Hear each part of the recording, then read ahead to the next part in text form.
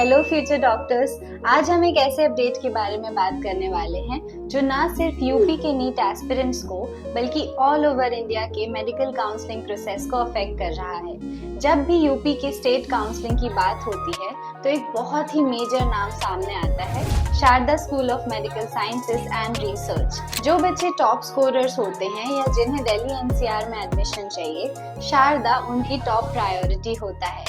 लेकिन इस बार 2025 counselling process में शारदा ने 3 बिग चेंजेस किए हैं। Let's look at those changes step by step. पहले शारदा एक नॉन माइनॉरिटी कॉलेज था, लेकिन as per the latest notice 50% seats are now reserved under the Jain minority, which means general OBC, EWS और SC/ST category के students के लिए seat availability half हो चुकी है। और जिन स्टूडेंट्स ने केरला, कर्नाटका और MP जैसे स्टेट्स को मिस कर दिया कि उन्हें शारदा मिल ही जाएगा, उनके लिए ये बहुत ही बड़ा झटका हो सकता है। दूसरा बड़ा चेंज है फीस स्ट्रक्चर का।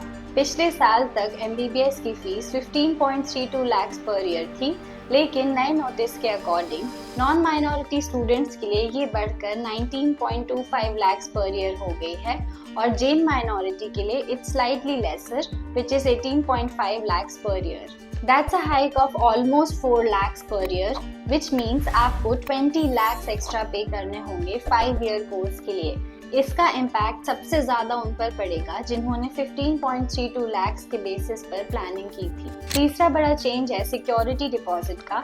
पहले यूपी स्टेट काउंसलिंग के थ्रू एडमिशन लेने पर सिक्योरिटी डिपॉजिट 3 लाख रुपीस होता था, लेकिन अब ये चेंज होके नॉन AC रूम्स के लिए 2.5 लाख हो चुका है और AC रूम्स के लिए 3 लाख है।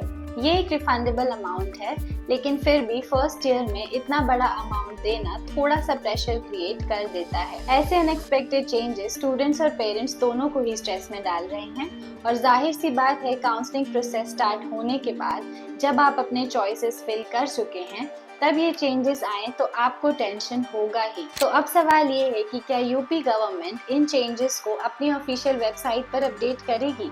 अभी तक ये चेंजेस सिर्फ शारदा की ऑफिशियल वेबसाइट पर ही हैं। UPDGMET साइट पर अभी तक कोई भी चेंजेस रिफ्लेक्ट नहीं हो रहे हैं, तो हम ऑफिशियल नोटिस का वेट करेंगे और जब तक ऑफिशियल नोटिस नहीं आ जाता, स्टूडेंट्स के लिए कोई भी डिसीजन लेना रिस्की ही है। तो अब आपको क्या करना चाहिए? सबसे पहले don't panic and wait for the official notice. दूसरे स्टेट ऑप्शंस को ओपन रखें और अपनी फाइनेंशियल प्लानिंग थोड़ी सी फ्लेक्सिबल करें और रेगुलर अपडेट्स के लिए MCC और UPDGMET की साइट्स को रेगुलरली चेक करते रहें। हम जानते हैं कि नीट क्रैक करना ही एक बहुत बड़ी बात है और एडमिशन अनसर्टेनिटी इन चीज़ों को और भी डिफिकल्ट बना देती है, लेकिन don't worry, you are not alone. हजारों स्टूडेंट्स इस चीज़ से गुजर रहे हैं और हम आपके साथ हैं। अगर आपको ये वीडियो इन्फॉर्मेटिव लगा है then please drop a like, comment and subscribe to our channel. Comment करके अपना नीट स्कोर जरूर बताएं so that we can help you in the counseling process. Stay tuned for more such videos and Search My College is here for you.